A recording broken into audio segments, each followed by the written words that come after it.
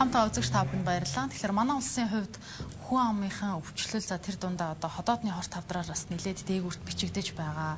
Тийм учраас за бүр багаас нь эрүүл зөв хоолтын дадлыг эзэмшүүлэх үүний тулд зөвхөн эцгийг анхаарах биш, сургуулийн орчинд зөв хоолтыг одоо бий болгох нь энэ зохистой хоолтыг бий болгох нь эргээд одоо хүнийхээ эрүүл мэндэд анхаарах ийм алхам гэж үзсэн учраас тодорхой алхмууд хийгдээд эхэлсэн байгаа. За бүр тодорхой ярих юм бол сургуулийн орчинд тодорхой нэр төрлийн хүнсний одоо бараа бүтээгдэхүүнийг тодорхой нэр төрлийн хоол хүнсийг одоо хэрэглэхийг шууд хоригдсан байгаа.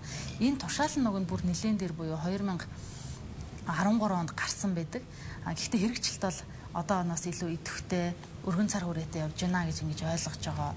Эцэгчүүд ч гэсэн анзаарч байгаа гэж бодож байна. Би төвхтдээ өдөрт хоолн зарцуулаарай гэж хитэн төгрөг карманд нь хийж явуулдаг үлээ. Тэд маань тэрийгаараа юу авч иддэг үлээ гэж асуухлаар ихэвчлэн одоо юу гэдэг олон дараалж хайрсан удаан хайр одоо хэрэгэлсэн ургамлын тос ч гэдэг юм уу.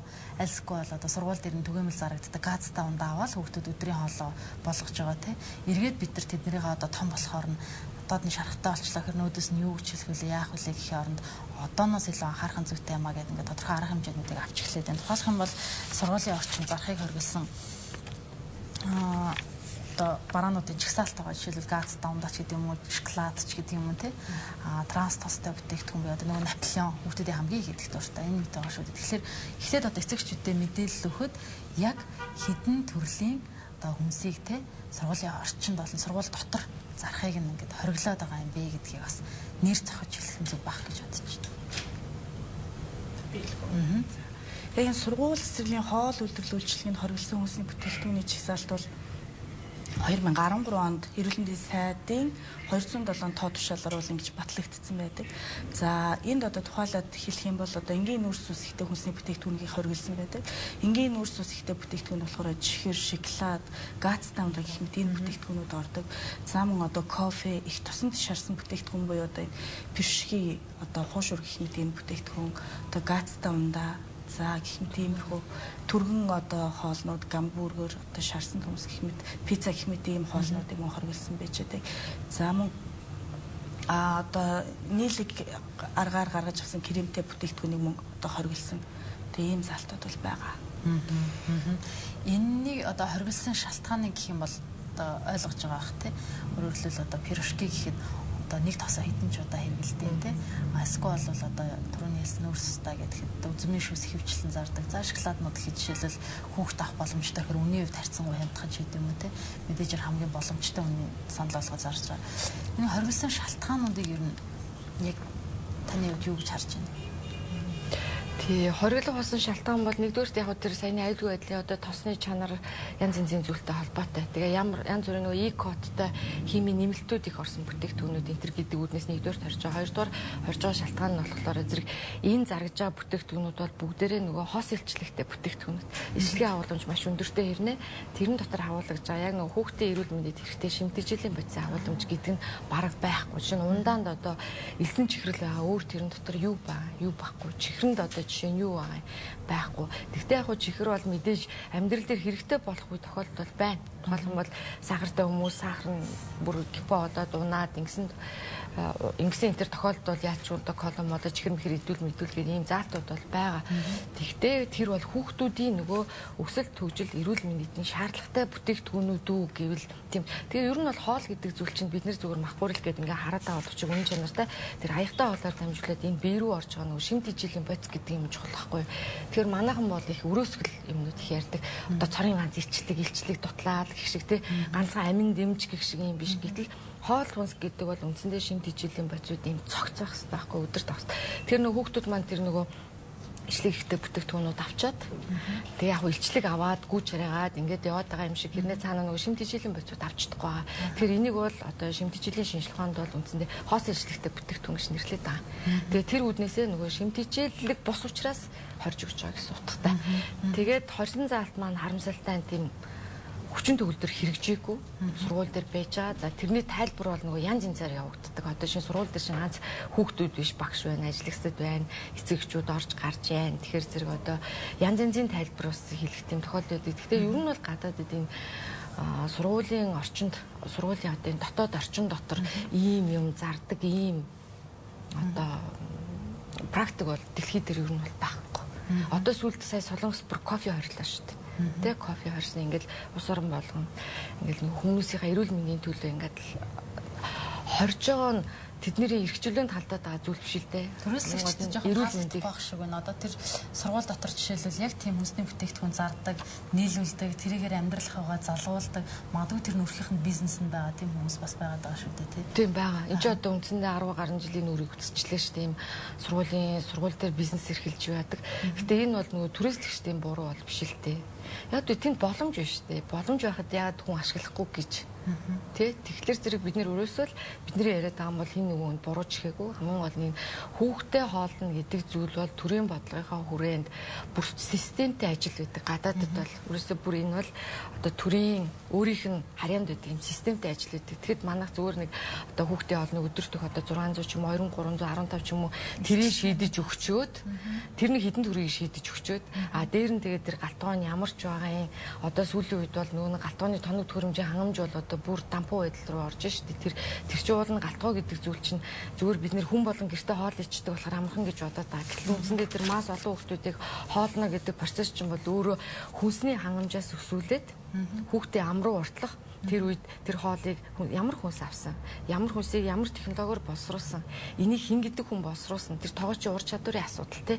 За тэгээд энэ хоолоороо дамжуулаад хүүхдэд ямар одоо нөлөө зөвстэй хоолтой мэдлэг олгож байгаа юм бэ гэдэг ингээд бүхэл бүтэн юм 4-5 субъектээс бүрдсэн юм бүхэл бүтэн тогтолцооны ажлыг манайхан ерөөсөө ихэнх хүмүүс бол ганцхан тэр 600 төгрөгтэй тэр 1650 төгрөгтэй ч юм очиж холбоод байгаа. Гэхдээ мөнгийг бол тий. Гэхдээ мөнгийг бол би ч ихсэн бас хангалттай гэж бол хэлж болж чадахгүй.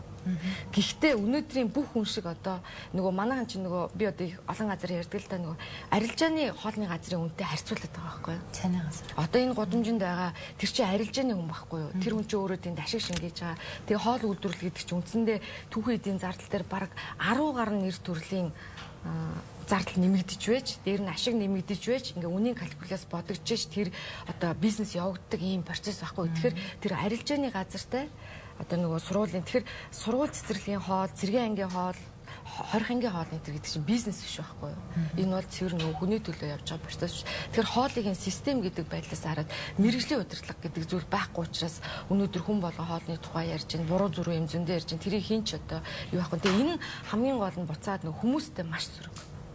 Маш зүрх. Тэгээ энэ тоолонгоор бид нэр хэрэгжүүлэхгүй байгаа энэ тоолонгоор бид нэр хүүхдийн эрүүл мэндийг алдчихж байгаа. Хүн амынхаа эрүүл мэндийг алдчихж байгаа. Тэгээ яг мэдээж хүнийг өвдснийхэн дараа бол тэрийг эмчилж идэх тухай асуудал бол мэдээж чухал. Тэгвэл эхлээд хүн бол өөрөө өвдөхгүй байх хэрэгтэй гэдэг зүйлийг эхлээд бодох хэрэгтэй байхгүй. Хүн өвдөхгүй байх хэрэгтэй шүү дээ. За нийслэлийн боловсролын газрын мэрэгчлэлтэн Игтэй манай студид байгаа. Замун дээрсэн шинжилгээ ухааны технологийн сургуулийн Эрдэмтэн нарийн бичгийн дарга Пүрүжи хоёр маань үйлдвэрлэлийн технологийн сургуулийн. За.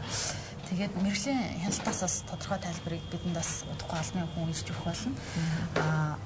Одоо ингээ хорчлоо тий. За хорих бол ингээ болж байна. Одоо энэ чинь болохгүй байна ингээ хорчлоо. Тэгвэл хүүхдүүдэд ямар хүнс хэрэглэх сонголт үлдэж байгаа юу? Одоо ерөөхдөө сургуулийн хоол үйлдвэрлэлчлийн гэсэн үг тий. Яг энэ хориглосон усны бүтээгдэхүүн дээр болохоор манай нийслэлийн боловсролын газар холбогдох мэрэгжлийн байгууллагуудтай хамтраад бол жил болгон бол хяналт шалгалтыг бол хийдэг. За одоо энэ 2018 онд болохоор энэ 2018 оны 3 сард нийслэлийн засгийн дарга урлагч Ахмад аргаар одоо ахлуулад за нийслэлийн өмчийн харилцааны газар, нийслэлийн мэрэгжлийн хяналтын газар, захирчийн ажлын алба, за шинжилгээ ухааны технологийн сургуультай хамтраад ингээд нийт 219 сургуульд бол хяналт шалгалтыг хийсэн байгаа. За тэгэхээр энэ хяналт шалгалтын дунд болохоор нийт сургуулиудын бол 12 орчим хувь нь яг энэ хориглосон усны бүтээгдэхүүнийг зарж борлуулж байсан. За энэ үзүүлэлт маань болохоор өнгөрсөн яг хичээлийн жилээс бол 20 орчим хувиар бол буурс үзүүлэлттэй байгаа. За өнгөрсөн хичээлийн жилд нийт сургуулийн бол 32% нь бол одоо зарж борлуулж байсан. За мөн энэ хяналт шалгалтаар бол нэг одоо сайшаалтай зүйл нь юу байсан гэхээр их тосонд хориглосон бүтээгдэхүүн гэж одоо нөгөө технологийн хувьд бол одоо ингэж хориглоод байгаа боловч за энэ хичээлийн жилд болохоор одоо нөгөө бишгийг одоо жишээлбэл нөгөө шаршууганд бол одоо хийж борлуулж байгаа гэх мэт ийм бас давуу талуудтай бас зүйлүүд бол ажиглагдсан. За мөн одоо зарим сургуулиудад бол бас жимсгэн гэх мэтийн зүйлүүдийг бол бас зарж борлуулж байгаа. Тий. Одоо жимсгэн гэхэд жишээлбэл одоо юу гэдэг нь хятадд удаас орж ирдэг учраас үлэгдсэн байдал байдаг шүү дээ. Тэгээд тэр жимснээс одоо шүүс гаргаа зарна гэхлээр нөгөө хүүхдүүдийн худалдаа авах чадварт нөлөөлөх болоо энэ юу н хэрэгжих боломжтой шүү дээ.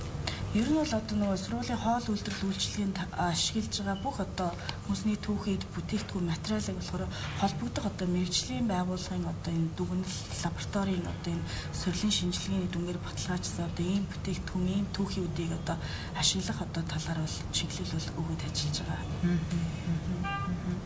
Таны хувьд одоо жишээлбэл хорчлоо гэж юм тий. Тэр түрээсийн үйл ажиллагаа явуулаад дандаа одоо юу гэдэг газ давндаа зараад пирожки зараад тий ингээд сурцсан хүмүүст одоо хүүхдүүдэд ямар хүнсний бүтээгдэхүүн зарах боломжтой гэж харж байна. Хүнснийхээ одоо бүтээгдэхүүний нэр төрлийг өөрчлөх гэдэг нь шүү дээ хоолныхоо ч. Одоо түрээслэгчдийн хувьд ч гэсэн тэд нар ч бас нэг тодорхой хариуцлага үлээгээд ажиллаж байгаа. Бас тийм бас бизнес тэрийг бас хадгалахыг ч хүссэн янз янзын шалтгаанаар бас бүгдээрээ л тэгэл тийм хоол өгвөл байгаа ч бас биш л дээ. Аль болох бас нэг шүл рүү хандуулаад ингээд зүг болгочих гол ингээд оролдоод байгаа. Тэгтээ нөгөө мөнгө нь угаасаа бага.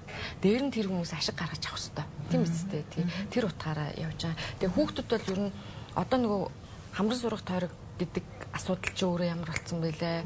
Тэгээ хүүхд маань өөрөө дараа нь дугуулын секц гэдэг юм. Тэр утгаараа сургууль дээр байх цаг хугацаа өөрөө аяг өндөр болж байгаа. Одоо бидний хүүхэд байх үеэс шал өөр болж байгаа. Тэгээ гэр нь хоол байдаг гэдэг ингээд тэр утгаараа хүүхэд бол зайлшгүй сургууль дээр хоол идэх шаардлага үүсэж байгаа. Тэгэхээр бид нэр харин хүүхдэд яг тэр шимт хичээллэг тэнцвэртэй. Тэгээ одоо хараа шимт хичээллэг тэнцвэртэй хоол гихч ярихаар ч гэсэн хүмүүс ойлгохгүй байгаа байхгүй юу? Яг нөгөө кил калориос юу өгөх гээд байгаа юм бэ гэж бодоо. Тэгэхээр ер нь бид нар бол одоо 10 гаруй жил энэ асуудлаар хөөцөлдөж явлаа. Одоо бас харьцангуй үр дүнд хүрэх гээд үжидээ бидний явж байгаа бол ерөөсөө л энэ Монгол улсын ерөөс бид нар энэ жижигчүүдийн эрүүл мэндийг алдчих юм бол одоо 10 жилийн дараа 20 жилийн дараа Монгол улсын ирээдүй гэдэг зүйл бол маш гонигтай болж хуурна шүү дээ. Баахан л эмнэлэг эргүүлсэн хүмүүс, баахан л онш тавиулсан хүмүүс болж хуурна шүү дээ. Тийм учраас энийг бид нар яалчгүй нөгөө нэг бүр ингээд ойлгоод байгаа учраас энэ ингээд яриад байгаа гэсэн утгатай. Тэгэхээр ерөөсөө тэр шимт хичээллэг тэнцвэртэй хоол гэдэг имийг л хүүхдэд өгнө. Тэгээд сая бас хориглох гэдэгтэй холбоотой нэг зүйлийг би зүгээр хориглоод зогсчвол тэр бол үр дүнтэй биш л дээ. Гараал уuna. Гэхдээ очиод идэнэ. Эцэгхэн ч тэр талын мэдлэг байхгүй. Тэгэхээр энд бүр нөгөө цогцаарах хэмжээ авах хэрэгтэй гэдэг зүйлийг л хэлээд байгаа. Тэгэхээр ерөөсөө одоо бол хүмүүсийг бол дарангуулад 20 цагтаад яана гэж дутахтай. Тэр дундаа хүүхдүүдийг бид нэр чадахгүй болсон. Тийм учраас ерөөсөө энэ нийт хүн амд нийт хүүхдүүдэд зориулсан ийм нөгөө зөв хоолтын мэдлэг олгодог. Тэнцвэртэй хоол гэдэг чинь юм. Ундаа уухаар яагаад энийг хориод байгаа юм? Яагаад ингэж ангид тэр мэдлэгийг өгөх асуудал нь өөрөө аягүй чухал байгаа. Тэгэхээр бид нар одоо энийг тэр эрүүл мэндийн хичээлдээ яаж холбох вэ гэдэг юмыг л бас яриад л байна л да. Тэг эрүүл мэндийн хичээлийг нэгэнд ороод эхэлсэн учраас энийг бид нэр зөв ашиглаж чадвал агуулгад нь ер нь бол туссан байгаа. Тэгвэл агуулга туссан байсан ч гэсэн тэрийг хэн заах вэ гэдэг чинь хэрвээ мэдгүй хүн тэрийг ойлгодгүй хүн заавал нөгөө загас бөөсдүүлтийн үлгэрэл болох байхгүй юу. Тэгэхээр эрүүл мэндийн хичээл эхлээд нөгөө хэдэн жил явж байгаа дамжлаггүй болсон шалтгаан чи ерөөсөө тэр штэ уйтгартай болсон, хууламжлыг хийдэг болсон тэр хичээл чинь тийм учраас үр дүнгүй болоод энэ.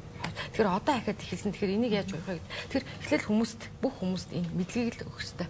Тэгжээч хүмүүс болно үхээс биш энэ их буруу дадлаар явцсан. Энэ юугаар явцсан. Тэгээ дээр нь энэ бизнесийн зар сурталчилгааг бас бид нар дийлж гарч чадахгүй шүү дээ. Энэ чинь бүх улс оронд байгаа процесс шүү дээ. Америк жишээ нь ялагдчихсан шүү дээ. Тэр том нөгөө нэг фаст фудуудынхаа зар сурталчилгаа тэр их нөгөө мөнгөний гинжээ холбоо шүү дээ. Тэрэнд чинь Америкч одоо өөрөө автчаад нийт хүн амынхын 70 гаруй унд харгалтай. Тэрнтэй холбоотойгоор амар их өвчнүүд ингээд синхроны өсчихсөн. Тэгэд Америк энэ зар сурталчилгаанд том бизнесүүд энэ чинь том бизнес шүү дээ. Сүлжээ энэ сүлжээнд ялагдчихсан л байгаа шүү. Тэгэхээр Монгол улс бол одоо миний мэдээр одоо 2-3 жилийн өмнө хэд энэ фаст фудээс айх аюул бол байгаагүй шүү дээ. Байхгүйсэн мэдтэй. Тэгэхэд одоо л ороод ирсэн. Гэхдээ фаст фудыг одоо үзээ ядаа логт идэхгүй мэдхгүй гэдэг талаасаа бол биш. Энэ бас л зохистой хэрэглээний тухай асуудал. Тэр хамгийн гол нь энэ олоогоор дамжиж орж байгаа зүйл юу вэ гэдгийг л зохицтой. Тэгэхээр дэлхийн бүх том брэндүүд өөрсдөө ёс зүйтэй байдаг. Coca-Cola ч өөрөө маш ёс зүйтэй. Coca-Cola ч гэсэн өөртөө ёс зүй ярьдаг. Тэгээ тэр утгаараа бол буруутаад ах юм бол байхгүй. Хамгийн гол нь энийг нөгөө тэр том брэндүүдийн ярьж байгаа ёс зүй хүмүүсийн толгоонд ойлголтуудыг л бид нэр хэцүү тий одоо энэ монголчуудад суулгаж өгөх хэрэгтэй байгаа байхгүй. Түүнээс зүгээр хорд сагдсанаар бол мэдээж нэг алхам. Гэхдээ бүр супер үр дүн гарч байвал гарахгүй шүү дээ. Ер нь бол тэндээс тий. Одоо жишээлбэл нөгөө судалгаа хийсэн л да хүүхдүүд өдөрт сургууль дээр юу удаг вэ гэсэн чинь 89% нь ундаа удаг. Тэр дотроо 60% нь газтай ундаа тогтмол удаг гэдэг чийсэн. Тэгэхээр Одоо түрүүний хэлдгээр битээ огт битээ уу гэж бас болохгүй байна тий. Тэднийх нь оронд юу вэ гэхээр ус зарлаач гэсэн хүүхдүүд усууж хөвштөл ямар оролцоо хэрэгтэй юм бол сургуулиудаа одоо тий яаж хамтарч ажиллаж байна. Энд дээр ямар ажлыг идэвхтэй хийж үр дүн гарна гэж төсөөлж байна. Мэдээж үл яг энэ сургууль сурталчилгааны ажил бол зайлшгүй байх хэрэгтэй. За тэгэхээр одоо сургуулийн сурагчдад бол мэдээж нэг талаараа мэдлэг бол дутж байгаа. За мөн одоо хоёрдугаарт болохоор эцэг эхчүүдээс бас одоо нэлээд бас одоо анхаарал шаардлагатай байж байгаа тийм ээ. За хүүхдүүд одоо өглөө одоо гарахт нь өглөөний цагийг бас сайн уулгаж хэвших хэрэгтэй байж байна. Өдийн цаг хөтөлбөр бол 1-ээс 5 дугаар ангийн хүүхдүүд бол хамрагдаж байгаа боловч одоо дунд ахлах ангийн сурагчдад бол яг төр зэхээс ингээд өгж байгаа одоо яг хоолны мөнгөн төсөв байдгүй. Тэгэхээр энэ сурагчид болохоор өөрсдөө бол яг энэ хоол шимт ижлийн асуудал бол хариуцаа явдаг. Тэгэхээр тэр хүүхдүүдийн манаас худалдан авах чадвар одоо энэ хоол шимт ижлтэй холбоотой асуудлыг бол өөрсдөө болон одоо энэ гэр бүлийн оролцоотойгоор бол зохицуулаад аваа явж байгаа. За мэдээж энэ боловсролын байгууллагын бол оролцоо байлгүй яагаад. За нөгөө талаар бол эцэгчүүд бол бас хүүхдүүдэд зөв ойлголт өгөх, худалдан авалт хийхэд нь бас одоо зөв одоо мэдлэг ойлголтыг өгөх бас ийм шаардлагатай байж байгаа. Одоо зөв миний бодлоор бол одоо хүүхдэд дийлдэг эцэг их гэж байхгүй болчиход шиг байна л да. Тэр дундаа нөгөө жижигүүдийг 3 настай 5 настай нөхдүүдийг бол тэгэхээр тэр жижигчүүдэд бол хамгийн хүчтэй очих юм ерөөсөө л цэцэрлэгийн багшийн цэцэрлэг дээр заасан зүйл тэр хүүхдүүд хүчтэй очино. Тэгэхээр зүгээр одоо бидний одоо олон жил бид нэр судалгаа хийлээ шүү дээ. Тийм ингээд судалгаа хийгээд үзэж хаад ерөөсөө хүүхдүүд бол өөрөө эдукейтор болт юм байна. Шинэ цэцэрлэгийн хүүхдэд бид нэр зөв ойлголт өгч чадах юм бол тэр очиод нөгөө аавынхаа дадал зуршлыг өөрчлөхөд нөлөөлнө. Тэг ч үгэнд орондоо тий. Одоо аав ээжийг удирдах тэр дундаа аавуудыг удирдах юм бол хүүхдэр нь удирдах гэдэг тийм нэг логик байна уу та гэж харж байгаа. Тийм учраас цэцэрлэгээс нь ахуулаад сургуулийн насанд нэм хоол шимт ижлийн боловсрол олох юмыг явах хэрэгтэй. Тэгэхээр яг энэ асуудлыг хүндэд одоо яг бид нэр яг ажил хийж байна. Тэгээд түрүүчийн цэцэрлэгийн хүүхдүүдийг шимт ижлийн нэг 10 хичээл бэлдээд интерактив байдлаар бэлдээд боловсролын амн дээр ингээд бид бас тодорхой төвшөнд бас хийдэг. Ямар ч юм нэг цаг хугацаа авах учраас зэрэг л одоо ингээд өнөөдөр ярьчихад маргааш хийж болдоггүй л гачлан байгаа даа. Тэгэхээр ерөөсөө л бүх хүмүүс л мэдлэг л болгоно. Одоо бол ерөөсөө орчин үеийн нийгэм бол ерөөсөө бүх юмыг мэдлэг суурилсан байдлаар хийнэ л гэж яриад байна.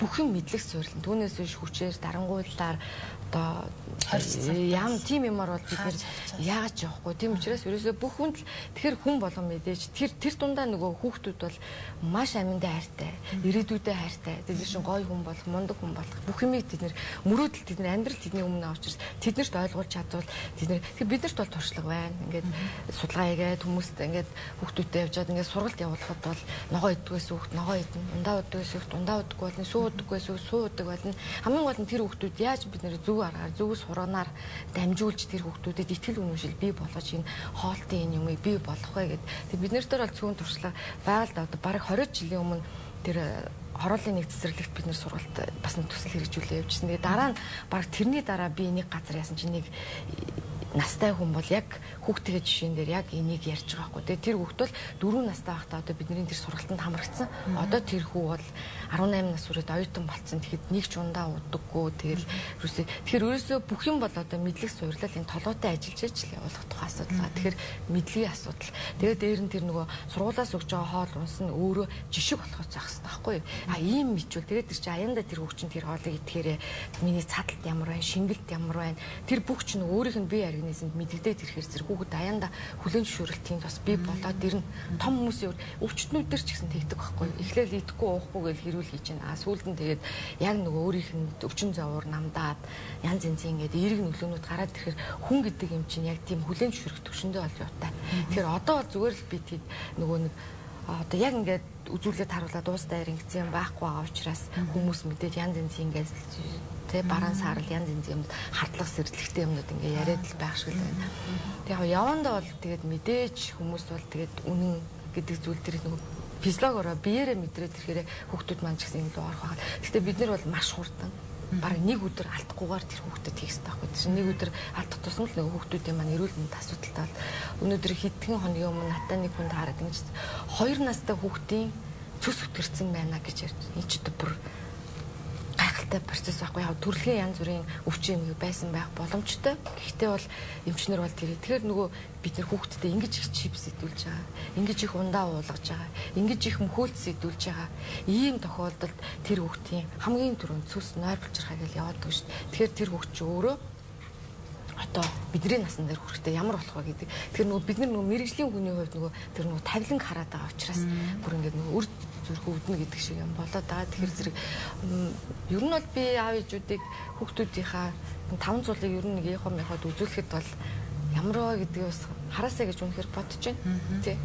Одоо бол бид нэр хүүхдээ нөгөө өөрийнхөө хүүхэд байсан үг шиг ирүүл гэж бодоод байгаа юм. Одоо бид нэр хүүхдээ ирүүл гэж бодод байгаа шүү дээ. Гэтэл тэр хүнийг харалтаа 2 настай хүүхэд нь ингээд юм өдлөөгээд ингээд исэн байл да гизсэн өдлөөгээд тэгэхээр нь зүгээр л яг шинжилгээ хийлгээ явсан чи харин төс нөтөрцөн 2 настай хүүхдийн төс нөтөрнө гэдэг бол бас овоо байгаа зү тэ тэр утгаараа ер нь бол бид нэр хүүхдүүдтэй бол их анхаарах хэрэгтэй. Тэгээ монголчууд бол нэг хүүхдээ математикч болгоно, эрдэмтэн болгоно, одоо ерөнхийлөгч болгоно гэж нөгөө мөрөөдөж тэр тал руу боловсрал тал руу аяух анхаарат байдаг. Гэтэл нөгөө эрүүл мэнд рүү юу ч ихгүй. Гэтэл нөгөө бидний ерөнхийлөгч болох гээд математикч болоход дэлхийн суу залийг багтуулах гэдэг нөгөө хүүхд маань харин тэр насанд хүрэхгүй өвчин хилээд явчихд ийм ирээдүй одоо биднэрт хүлээгдээд байгаа учраас үнэхээр бид нэр энэ дээр анхаарахгүй байхын аргагүй болчиход байгаа. Тийм. Одоо сургуулийн орчин жишээлбэл 20-тай тэр хүнсний бараа бүтээгдэхүүн зарахад ямар нэгэн тодорхой радиус байна уу? 50 м ч гэдэг юм уу, 500 м ч гэдэг юм уу? Радиус заасан өгүүлбэр одоо хандаа баггүй. А сургуулийн дотор бол болохгүй гэдэг нь бол бүр аль эрт хорцсон те дотор гэдэг. Одоо жишээ сургуулийн хашааны ойрхон байгаа тэр түүс мүүцэнд зарах юмыг хорцсон тийм юу бол байхгүй. Яг тушаа шийдвэр бол байхгүй. Тэгтээ тэр сургууль тэнд юм зарж байгаа хүн бол соёж дараа одоо бас Монгол хүний төлөө монголчууд цөөхүүлэх нэ байна. Айдад хүн ам нэмэгдэх ёстой байна. Ирүү сарвал байх ёстой. Тэр утгаараа бас нэг ёс зүй гэдэг юм бол байгаасай л гэж бас хүсмээр байдаг шүү дээ. Хүүхдүүд ер нь өдөрт итгэх ёстой одоо юу гэдэг хамгийн зохистой те түрүүний таны хэлсэн нөгөө илчлэгээ нөхөн гээл те жишээлбэл маш их төмс эсвэл маш их гурил идэх бол сайн биш гэдэг мэдээд байгаа мөртлөө оронд нь юу байх вэ гэдэг дээр эргэлздэг тийм. Тэгэл хүүхд өглөөний цайнд яг юу идэх хэвтэй. Эсвэл сургуулийн цайны газар тэр хүүхдийн өдрийн цайны тижээллэг тэр хоол хүнсийг нүгийг юу ямар хоолнуудыг санал болгох хэвтэй. Ийм баталсан меню ч юм уу дагж байгаа тийм жишээ зүйл байгаа гэж бас бодож. Хоол гэдэг зүйл бол нөгөө ийм байнгын хөдөлгөөнтэй одоо та ч гэсэн гэртээ хоол хийхээр өдөр болгон янз янзын хөөс авч янз янзын хоол хийж байгаа шүү дээ. Тэр утгаараа сургууль цэцэрлэгийн хоол ч гэсэн тийм гонигтай байж болохгүй. Шин өдөр болгонд нэг юм өгч идэг. Өдөр одоо бол гонигтай болсон шүү дээ. Ер нь бол бид нэр хүнстэй аж ахуйн яам түрүүжил бүсчилсэн судалгаа хийсэн. За тэрний судалгаа хийлээ. За нийгмийн эрүүл мэндийн хүрээлэн үндэсний 5 дугаар судалгаа хийлээ. За эрүүл мэрэгжлийн алж гэсэн судалгаа одоо судалгаа болохгүй байна гэдэг үр дүн бол бүрстэ нэг залхалт гарцсан. Ер нь бол тэгээ болохгүй байна гэдгийн эсрэг харин ямар интервенц хийгдсэн юм бэ? Ямар одоо сайн зүйлүүд хүмүүст харьцсан. Тэгээ тэр хийгдэг учраас та ингэж асууад байгаа байхгүй юу? Ер нь бол тэр хоол бол гонигтай байж болохгүй. Хамгийн гол нь тэр хоолны тэр бүх юмыг цогцуулж хийдэг тэр балансд тэнцвэртэй байдлыг хангадаг тэр юмыг тэр нөө миний хамгийн ихний яриан дээр нөгөө мэрэгжлийн хүн хийх хэрэгтэй юм а гэдэг тэр байхгүй юу? Ер нь жишг юмнуудын хувьд бол ер нь загвар болгосон тийм гарын авлага энэ төр бол салбарын яанд тэгээ төрөмс одоо нэг олон улсын байгууллагууд энэ төрөөс хангалттай гаргаад өчгсөн юмнууд бол байна. Тэгэхээр одоо бол бид нэр болохгүй гэдгээ хангалттай ярьж байгаа. Тэгээ болохгүйгээд хүүхдтэй хоол өгөхгүй болж болохгүй байхгүй юу? Тэгэхээр өөх ёстой. Тэгэхээр өөх юмаа бид нэр одоо төрөөсөө гарах мөнгөө гаргаад тэгээ мэрэгжлийн хүмүүс нь хамтраад үүрэг чиглэлээ бүрэн тодорхой болгоод ингээд ажлаа харин бид нэр хүүхдэд хоол өгөх ажлаа яаж хурдан хугацаанд хүүхдүүдэд тэр балансад тэнцвэртэй хоолыг өгөх вэ гэдэг. За ер нь бол тэгээд нэг тодорхой юм хариулаач гэж хүмүүс бодож байгаа. Ер нь бол 5 бүлэг хүнс гэж ярьж байгаа. Тэгэхээр үр тарианы төрөл, ногооны төрөл, жимсний төрөл, сүүний төрөл, махны төрөл. Өдөр болгоны хоолнд чинь энэ 5 бүлэг бүтээгдэхүүнээс бүгд орсон байх юм бол тэнцвэртэй гэдэг юм ярьдаг. Яг л энэ 5-т чинь нэгэнд нь нэг шимтэж жилийн байц заавалгаж чад нөгөөд нь байдаггүй. Гэх мэт ийм байгаа байхгүй. Тэгэхээр нэгэ нөхөд илүүн дутуугаа гүйцээгээд тэгээ 5 бүлэг хүнсийг байнга идэх тухайн асуудал бол ярьж байгаа. А тэр үр тарианы төрөл дотроо аль болох бүхэл үрийн гурил. За одоо аль болох хальстай үр тариа, аль болох олон төрлийн үр тариа, будаа, ганцхан цаан будаа идэх тавш. Энэ 10 гаруй төрлийн будаанаас идэх тухайн асуудал. Тэгээд цагаан гүрлийн бүтээгдэхүүнийг аль болох багасгаач гэдэг зүйлийг яриад байгаа. Тэгэхээр ийм зүйлүүдийг ингэж аваад энэ бол тэнцвэртэй хоол гэдэг юм нэг зарчим бүрдүүлэх гэдэг байгаа байхгүй. Тэгэхээр сүүгээ угаач, цагаан эдэг идээч. За махаас зөгт түшинд идээч. Тэгтээ өөхтэй махаа багасгаад аль болох булчин махны хэрэглээ багаач. За энэ дундаа бүр нөгөө дайвар бүтээгдэхүүн ч орж ирнэ шүү дээ. Дайвар бүтээгдэхүүн чинь бол бас их чухал. Тэгээ хэдэн жилийн өмнө доос нэг 5-6 жилийн өмнө юм уу бас нэг яамны нэг хүн натаа холбогдоод нэг ийм зүйлийг хэлүүлэхийг хүсэж байсан байхгүй юу. Тэр хүн юу хэлсэж байсан бэ гэхээр одоо бид нэр ингээд гэр хорооллын хүмүүс янз янзын хүмүүсийг судалсан ч тэд нэр аяух дайвар бүтээгдэхүүн иддэг юм байна. Дайвар бүтээгдэхүүн идэхэр зэрэг шимт хижээл дутагдaltaй болно гэж гэдэг юмыг надаар хэлүүлэх гэдээсэн. Энд чинь харин бүр эсрэгээр байхгүй юу. Тэр дайвар бүтээгдэхүүнд агуулгаж байгаа нөгөө эрдэс бацийн агуулга, нөгөө витамины агуулгамж чинь бүр харин нөгөө тураг мах, нөгөө булчин махнаас ч илүү өндөр байхгүй юу. Тэгэхээр нөгөө ямар хүнсийг яаж идэх вэ, яаж хоол хийж идэх вэ гэдэг асуудал чинь өөрөө чухал болчиход байгаа. Харин дайвар бүтээгдэхүүн идэхээр юу нь болохоо олчиад идэм бэ гэхээр тэрийг нөгөө тосын ялахгүй, зүг боловсруулахгүй идэхээр зэрэг нөгөө өөх тусны агуулмж тэнгэрт гараа явчихна, нөгөө холестерины агуулмж тэнгэрт гараа явчихна. Тэгэхээр энийг хэрвээ цогцуулаад идэж чадах юм бол дайвар бүтээгдэхүүн ч өнөөдөр өөрөө үнэтэй зүйл болчиход байна шүү дээ. Одоо солонгос жишээ нь дахианы гиз авч хоол идэх гэдэг бол их чухал. Гадаад юу дайвар бүтээх. Манайд нөгөө ингээл бүр нэг хогшиг хаяал ингэдэг учраас те энэ үн цэнтэй юм. Гэхдээ хамгийн гол нь нөгөө ямар хоол яаж хийж идэх вэ гэдэг нь өөрөө чухал болчиход байна. Тэгэхээр тэнцвэртэй хоол гэдэг нь юу вэ гэхээр 5 бүлэг бүтээгдэхүүн байна гэдгийг бодох хэрэгтэй. Тэгээ 5 бүлэгдэхүүн дотор шинэ будаа гэд манайх нь ганцхан цаан будаа л идэх тач шийдээ тий. Гэхдээ сүүлийн үед бас өөр болсон. Хүмүүс бас аюу өөр болж байгаа тий. Бас яагаад өөр болоод байгаа гэхээр хүмүүс өвдсөн учраас. Илэрхий өвдөөд байгаа учраас, илэрхий илүүдэлчин үүсэж байгаа учраас хүмүүсийн хэрэглээ бол өөр болж байгаа. Гэхдээ яг сая өөрөө чи асуусан шиг нэг байнга юм нэг асуултанд тулаад байгаа байхгүй. Яг юу идэх вэ? Өглөө яг юу бэлтэх вэ? Тэгэхээр нөгөө л би үгээ ахаад тавтах гэдэг. Ерөөсөө нийт хүн ам төдийгүй одоо хүүхдүүдэд ингээл шимт хичээлийн, хоол хичээлийн босрал, мэдлэг олох тухай асуудал хамгийн чухал хөндөгдөж гарч ирээд байгаа. Гэтэл өнөөдөр одоо жишээ нь бид нэр хоол шимт хичээлийн босрал олгоё гэхэд биднэрт эфирийн цагаа өгсөн нэг ч телевиз байхгүй шүү дээ. Өнөөдөр өгч байна. Өнөө яг энэ л байгаа. Гэтэл нөгөө цуврал явах хэрэгтэй байхгүй энэ чинь. Тэгэхээр нөгөө тийм байнга одоо жишээ нь янз бүрийн шоунууд чинь ингээл бүтэн хэдэн жилээр ингээл цуврал явж штэ. Тэрэн шиг энэ чинь явж иж хүмүүст мэдлэг очих байхгүй юу. А зүгээр телевизүүдаа сүүлийн үед маш их дуудаж байгаа. Гэхдээ дуудаад ярьж байгаа чинь энэ ямар системгүй явж байгаа. Тэ нэг ингээл янз янзын мойцон цайцсан яриад хүмүүс ямар системгүй учраас сүүлийн үед хүмүүс утгартай ч байж магадгүй хэрэгтэй ч юм шиг санагдахгүй байж магадгүй. Тийм учраас ийм системтэй мэдлэг. Тэгээд энэ талаар мэдлэг ийм системтэй нэвтрүүлэх юмсан гэдэг хүсэлтийг бол маш үдээсийнхэн бол их олон жил одоо олон телевизэд бол гаргаж байна да. Тэгээд одоогийн байдлаар биднэрт нэг ч одоо ийм системлэг зүйл явуулах боломж олгосон газар бол баггүй л тийм. Хуулийн тухай одоо яриа гэж бодож байна тийм. Хууль боловсруулж байгаа гэсэн одоо дахиад хууль гээл тэгэхээр за Монголын хууль 600-аар хууль байгаа. Нэг хууль нэмэгдсэн ч ялгаагүй ч хайн хандах сэтгэлтэй байгаа ч. Эсвэл бол тайлбарлаад байвал хүн бас ойлгох талтай байдаг. Тийм. Хамгийн гол нь ерөөсөө энэ ойлгуулах. Ерөөсөө л хүн хэлээрээ мал хөлөөрөө тэгэхээр зэрэг ерөөсөө л ойлголцлын асуудал байгаа даа. Тэгэхээр Монгол улс бол нэрээ хуулийнхаа доор амар их. Тэгтээ та нар ингээ анзаарах юм бол бараг энэ хоол ижилээс бусад бараг бүх юм хуульчлагдсан юм шүү. Ер нь бол хуультай. Гэтэл хүүхдийн хоол тэгсэн чинь гадаад зодож Америк, Япон, Солонгост хамгийн түрүүнд хуульчилж өгсөн юмнууд нь юу юм? Хамгийн түрүүнд хүүхдийн хоолны асуудлаа хуульчлаад өгсөн байгаа байхгүй юу? Гэтэл манай харин энэ олон хуулийн ард байхгүй юм чи хүүхдийн хоолны тухай хууль байсан. Тийм учраас сургууль цэцэрлэлийн сургуулийн хоол эсвэл ланчийн хууль гэж одоо бүх улс орнд байна. Эсвэл амар том тийм үндэсний стандартуудаар зохицуулдаг байхгүй. Тэгтэл манайд өнөөдөр хуульч байхгүй, стандартч байхгүй. Тэгээ бүх юмнууд нэг асуудлууд ингээ хавчуурга явж байгаа. Асуудал нь өөрөө ч нэг яамны нэг мэрэгчлэлтний хавчуурга ажил. Стандарт нь ч гэсэн өөрөө үндэсний нэг стандартын хавчуурга байдлаар тэгээд тэрийг хэн яаж өөрийнхөө тайлбарлах уу гэдгээс хамаарал тухайн хүний тайлбарлаж байгаа өнцгөөс хамаарал ингээл асуудал гуйвч тавиал явж байгаа юм аа. Тэгээд бид нар бол хууль санаачд ажлыг одоо үндсэндээ бараг сүүлийн 5 жил хөцөлсөн. Харин 16 оны парламентаар гарч ирсэн эмгтэй гишүүд энийг одоо үнэхээр дэмжих ёстой ажил гэж яасан. Тэгээ өчигдөр их хурлын жуулганаар хилцэх хэсэг рүү ороод үнэхээр миний бодлоор бол 100% биш л дээ. Тэнгүү эрцээсээ хамаарсан. Гэхдээ бараг тэр тань сууж исэн гişүүдээс 50 одоо тэр сууж исэн гişүүдээс бараг 1-2 гişүүл татгалцсан бос нь бүгд бараг 100% гэсэн байдлаар бол дэмжсэн баа. За манай студид Сүхбаатар дүүргийн мэрэгжлийн ялтаа хэлцээ эрүүл мэндийн халдвар хамгааллын хяналтын улсын байцаагч Отгон Бар хүлцэн ирсэн байна. Тэгэхээр бид сургуулийн орчинд ер нь эрүүл хоолт гэж ямар байх хэвтэй юм бэ? За ялангуяа нөгөө хориотой хүнсний бараа бүтээгдэхүүний жагсаалтыг гаргацсан. Энийг ер нь хэр зэрэг мөрдөж дагаж биелүүлж ажиллаж байгаа юм бэ? Энэ явж эцэстээ эрүүл Монгол хүнээл төлөө юм шүү дээ гэсэн юмсээр яриа суужлаа. Тэгэхээр мэрэгжлийн ялтын байгууллага бол яг ялангуяа хяналт шалгалтын үйл ажиллагааг харилцаж ажилладаг юм. Яг энэтэй холбоотой чиг үүргийг хэрэгжүүлэхэд ямар саадтал тулгарч байна вэ?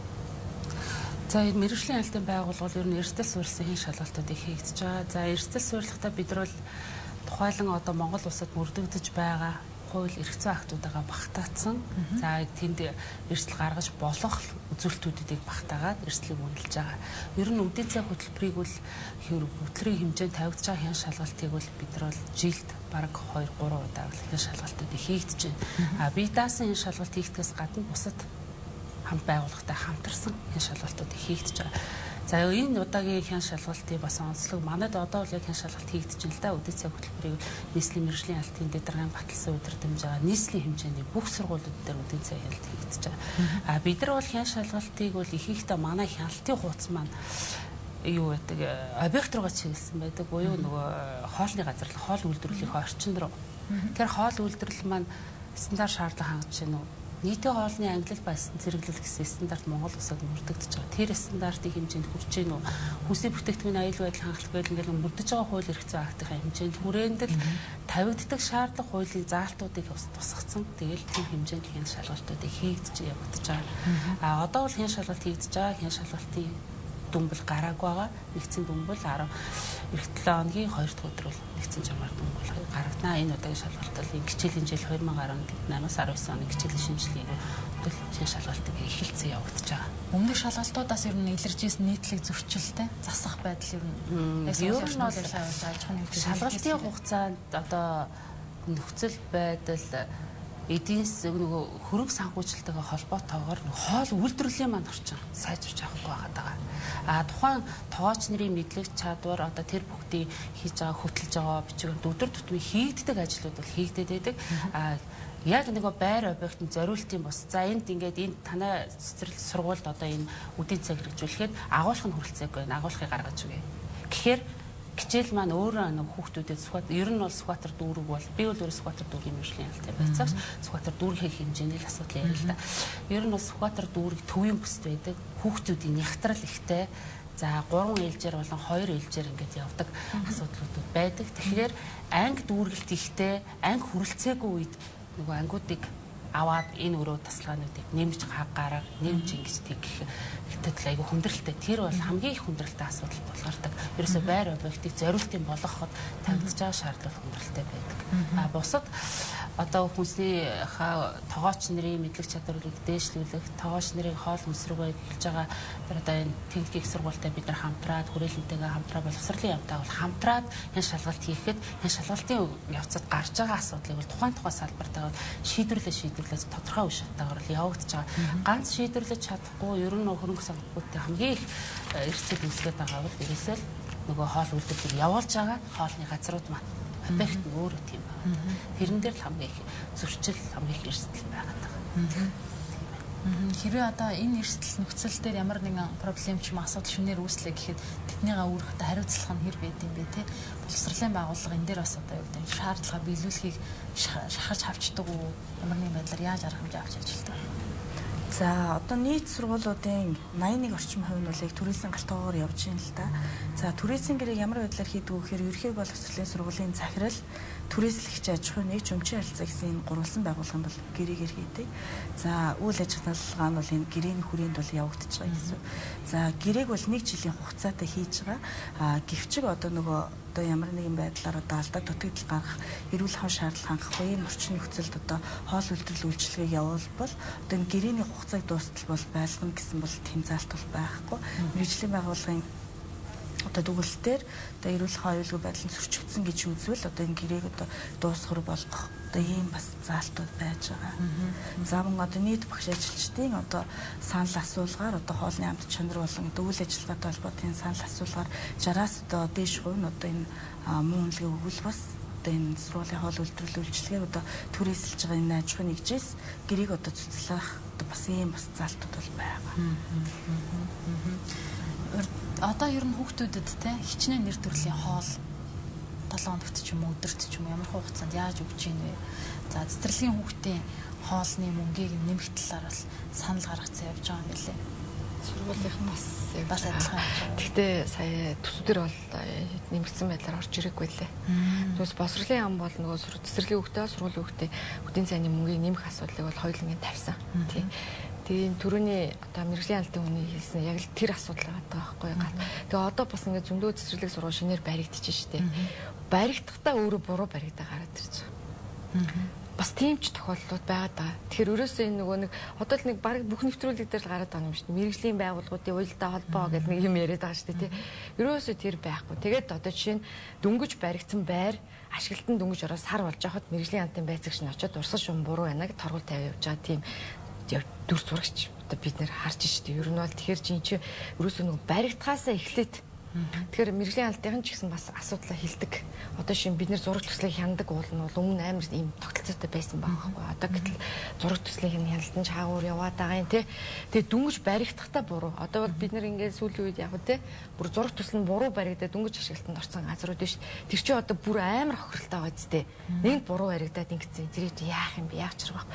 Тэгэхээр нөгөө нэг зарим үед би боддгийг шүү дээ. Одоо нэг Оросууд нөгөө 69 машиныг бас нэг яриад идэг хүн суухын март тэрэн шиг одоо энэ сургууль цэцэрлэг газарт тэнд мэдээж хүүхдүүдийг мундаг тоочин болох гэж тийм одоо тэр ерөнхий боловсрол олохоос гадна тэнд хүүхэд хоолдог байх хэрэгтэй байхгүй юу? Хүүхэд хоол иддэг байна гэдэг ерөөсөө нөгөө бодолцоогүй. Тэгэхээр нөгөө түрүүний миний хэлээд байгаа нөгөө систем маш олон мэргэжлийн хүмүүсийн уялдаатай юм чинь бүхэл бүтэн хоол үйлдвэрлэж үйлдэлнэ хүмүүсийн эрүүл мэндийг хамгаална гэдэг чинь маш олон хүний оролцоотой идэх юм системлэг ажил байхгүй юу. Тэгэхээр тэр систем бүрдээмгүй цагт бид нэр өрдөөс энэ ажлыг амжилттай явуулна гэж чадахгүй. Тэгэхээр одоо бидний хувьд бол одоо эмгтэй гишүүтэй хамтраад хууль санаачлаад ингээд бид нар санаачлаад төшөлтэй яг уу санаа нь бидний гэхдээ одоо гишүүд маань санаачлаад ингээ хууль оруулаад за батлагдаад ингээд юу хахад араас нь бидний айж байгаа юм нь юу гэхээр зэрэг ахиа удирдлага алдчихвал энэ бүр аюултай болох байхгүй юу. Одоо ч өдийн цай чинь бас нэг юм юмд бас ингээд харцаад. Гэхдээ одоо бол цай явж байгаа шүү дээ. Цай гэдэг журмын дотор өөрөө хоол орцсон явж байгаа нь өөрөө буруу байгаа байхгүй юу.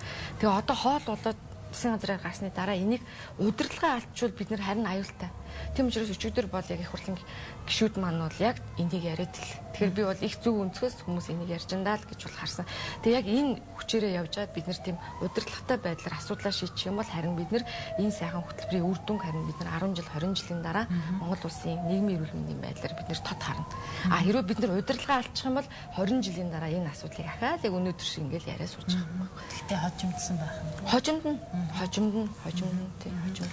Одоо монголчууд нөгөө нэг нүүдлийн аж амьдралтай, нүүдлийн амьдралын хэм маягтай хүмүүстэй өөрөлдөл малаа тун за гэрт олон удаа орж гарна мал ахуйгаа бэлчээрлүүлэн саан сүү сайл гэж хэлэн хөдөлгөөн ихтэй байгаад одоо болохоор ингээд яг нэг байшингаас байшингийн хооронд ч юм уу нэг унаан цуулаа нэг газар очлоо ороо суулаа ч юм уу хөвчлэн нөгөө нийтлэг хүмүүсийн амьдралын маяг харахаар хөдөлгөөн багтай тэгсэн мөртлөө амьдралынх нь хэмнэл нөгөө л их махаа иддэг те нөгөө л илчлэгээ авдаг яг нэг тийм хэм маягт байгаад байна л да. Тэгэхээр уг нь нөгөө амьдралынх нь хэм маягийн суурьшмал болцсон мөртлөө хооллох хэм маяг нүүдлийнхаараа байгаад байгаа асуудал байгаа юм шүү. Тэгэхээр энийг яаж одоо давлгаалж өөрчлөх хэрэгтэй юм бол дахиад бид яриад л ах юм бол бас харин нөгөө тодорхой бүр интервенц хийгээд энэ толгойтой л ажиллах хэрэгтэй.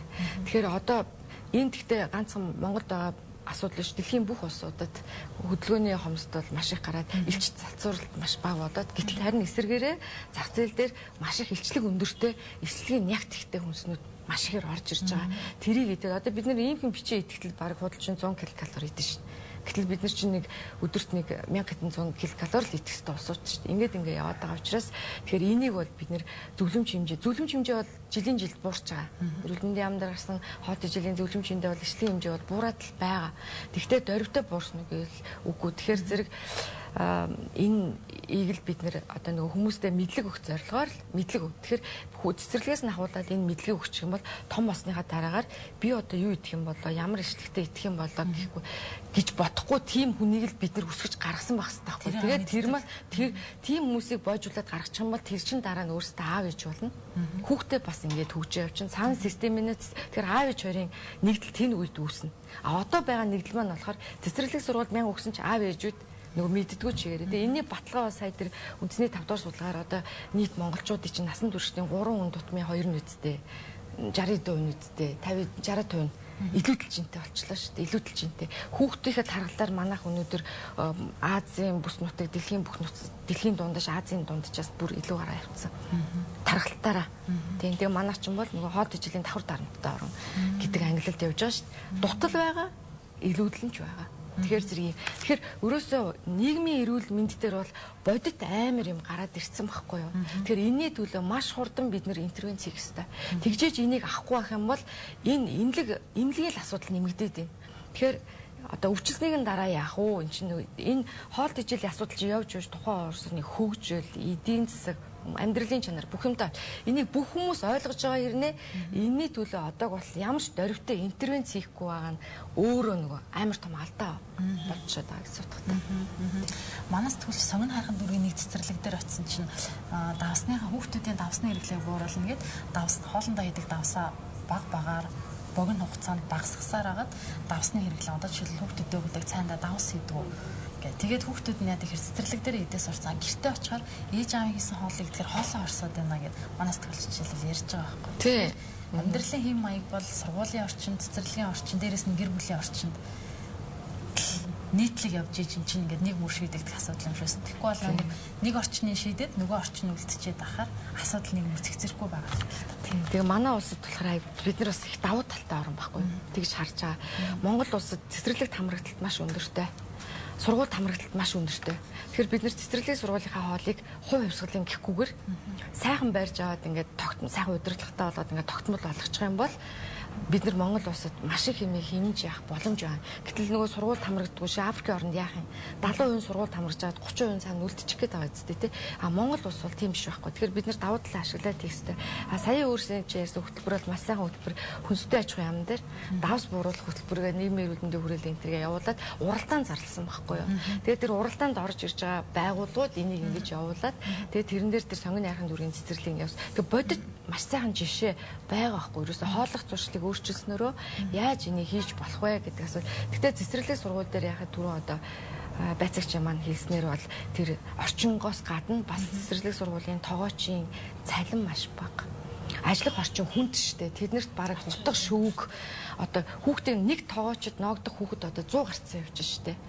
Тэгээд нөгөө хоол хийдэг нөгөө механик хөдөлмөр хөнгөвчлсөн тоног төхөөрөмж нөгөө л гард орох техник хэрэгслүүд нь маш муу. Тэгэхээр тийм байгаа хүнээс одоо бүр сайхан хоол хий нэг зэрэг шаардах бас аюу хэцүү байгаа. Тэгэхээр ахаад нөгөө систем гэдэг зүйлээр ярих болчихж байгаа гэсэн үг тийм. Боловсролын байгууллага энэ дээр бас манлайлан оролцох үүрэгтэй байгууллагуудын нэг байхаа гэж бодож байна те. Зүгээр ямар төлөвлөгөө хийхээр одоо зэгч байгаа ажил гэвэл юу байна? За яг манай байгууллага болохоор нийслэлийн боловсролын газар буюу хэрэгжүүлэгч агентлаг тэр одоо холбогдох одоо байгууллагуудаас гарсан одоо энэ тушаал журмуудыг бол нийслэлийн хэмжээндээ одоо дагаж мөрдүүлэх одоо ийм үүрэгтэй байгууллага байж байгаа. За бид хэд бол энэ жил болгонд энэ холбогдох мэргэжлийн байгууллагуудтай бол хамтраад хийж байгаа энэ хяналт шалгалтын дагуу одоо цаашдаа ер нь юуг яаж сайжруулах хэрэгтэй байгааг одоо энэ дээр юу алдагддаг байгаа одоо хууль дүрм журамдаа юуг одоо нэмж одоо тусгуул одоо асуудал арай сайжрах гэдэг гэдгийг бол энэ хяналт шалгалтынхаа дагуу бол холбогдох байгууллагуудаа бол одоо саналуудаа бол хөргүүлээд ингэж ажиллаж байгаа. Мэргэжлийн хяналтын байгууллагын хувьд одоо юу гэдэг хэдэн байцаагч нь очил болохгүй байгаа юмыг нь хараал акт тавьдаг гэсэн нэг юм төсөөлөл байгаад байдаг те. Зөв тэрийг яг арилгахад тэрийг арилгах шалтгаанд нөлөөлөхөд бусад байгууллагуудтайгаа яаж уялдаж ажиллаж байна вэ? Ер нь бол одоо яг үдийн цай хөтөлбөрийн хэрэгжилтийг бол одоо 2017 онд гэхдээ нийслэлийн засаг даргын орлогч хамаа даргын батлсан удирдамжаар бүх байгууллага хамтраад 5-6 байгууллага хамтарч байгаа. Тухайн байгууллага өөрсдөө тавьж байгаа шаардлага болон хэрэгжүүлж байгаа хууль эрх зүйн актынхаа хүрээнд бүгд бүх чиглэлээр орж ингэ шалгалт хийж байгаа.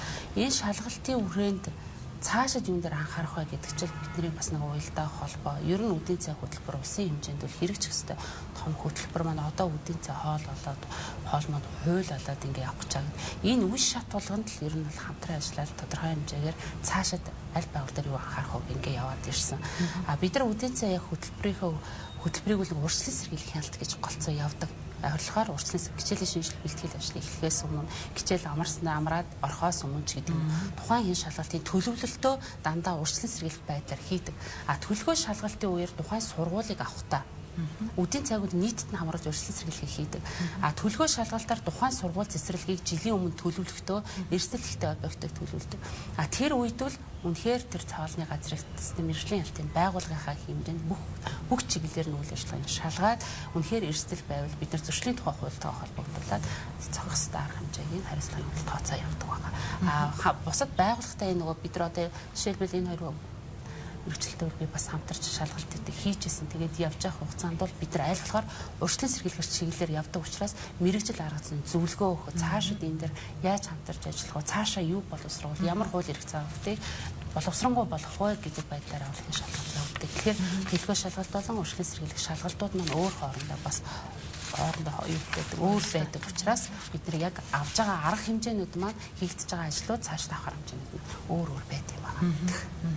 Тэгээд түрүүний шалгалтаар бол бид нар хоолны илчлэгийг манаас нийслэлийн мэргэжлийн алт бол энд ер нь мэргэжлийн алтын байгууллага бол 2018 онд хян шинжилгээгээр хоолны илчлэгийг хүүхдийн яг энэ үдийн цагаар өгч байгаа хоолны илчлэг мөн цэцэрлэгүүдэд олгогдож байгаа хүүхдийн өдөрт авах ёстой норм шид байсан хэмжээ илчлэгийг хян шинжилгээгээ тусгайлан бүр ингээд ажил олгоод ингээд авсан байна. За энэний үл дүн гараа тодорхой хэмжээгээр бас нөгөө хоригдсон бүтээгдэхүүн 207 тоод эрүүл мэндийн сайдын 207 тоод тушаалт өөрчлөлт оруулах шаардлагатай гэдэг. Тэгээд тушаал маань ерөнхийдөө өөрчлөгдөж гарч ирсэн.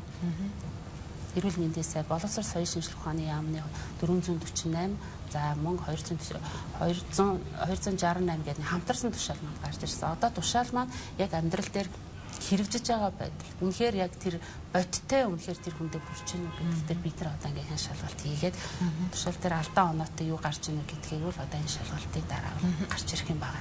Ер нь бол 275 тушаал бол өчнгөө болсон байгаа. Тэгээд холбогдох нөгөө хоригдсон бүтээгдэхүүн бүрийн стикер наалтгад хам дээр наах бүр стикерүүдийг хүртэл мэргэжлийн алтын байгууллагаас гаргаад буфетэн дээр бүр наагаад одоо тэгэл ер нь сургууль дотор болон сургууль орчимд сургуулийн гадна одоо худалдаж байгаа худалдааны төв үзт одоо дэлгүүр орчимд хүртэл хүүхдийн орчимд бол ийм юмнуудыг зарж болохгүй гэсэн стикерүүдийг наагаад за тэгээ гаргаад тэвлээд тавьсан байна. За нэвтрүүлгийн маань цаг дуусч байна. Цаг зав гаргаж манай студид хүрэлцэн ирж ярилцсан та гуравт баярлалаа. За хэдийгээр бидэнд одоо юу гэдэг шинэ эмнэлэг хэрэгтэй, эмнэлэг барих хэрэгтэй, эмчнэрийнхаа мэргэжлийн ур чадварыг дээшлүүлэх хэрэгтэй ч гэсэн бид өвдөхгүй байхын тулд зөв, эрүүл, зохистой хооллох хэрэгтэй юм байна. Энийг хаанаас нь хэдэн наснаас нь олох вэ гэхээр хамгийн түрүүнд биднээс л хамаарч байгаа юм. Бид хүүхдтэй юу авч өгнө, хүүхдүүд бол тэрийг л идэнэ. Эсвэл хүүхд юуг авч өгье гэвэл алийг буруу гэж хэлнэ, тэрийг хүүхд авахгүй байж бас болно. Тийм учраас энд нөлөөлөх хамгийн чухал дадалтай хүмүүс бол эцэг эхчүүд, эмээ өвөө нар, ах эгч нар болж байгаа. Тэгэхээр дор бүрнээ бас хоол хүнсний тухай мэдээлэлээ сайжруулах хэрэгтэй болж таарч байна. Тэгээ энэ тухаас үнэтэй зөвлөгөөнүүдийн мэдээллүүдээс хаваалцсанд баярлалаа та бүхэнд.